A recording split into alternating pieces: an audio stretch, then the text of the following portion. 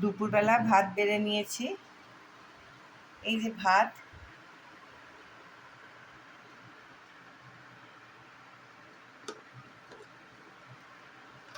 এখানে আছে শাক ভাজা, কাঁকরোল ভাজা, শাক ভাজা, আমের চাটনি। এখানে কালকে মাংস হয়েছিল, সেই 1 পিস ছিল। জামাই ষষ্ঠী ছিল, আমার ঘরে তো জামাই নেই, নিজেদের জন্য মাংস করেছিলাম, সেই 1 পিস রয়ে গেছে। আর এই মাছের মাথার তরকারি করেছে। আর এখন আম তো সবার বাড়িতেই থাকে। এই চাটনি দেখি এই দিয়ে খাবো। এই দিয়ে আজকে দুপুরে খাওয়া দাওয়া। বাড়িতে এখন কেউ নেই, এই যে ইনি শুয়ে আছেন এইখানে। আর ওই যে পুতুল, ওদের খাওয়া হয়ে গেছে, আমি এখন দুটো খাবো।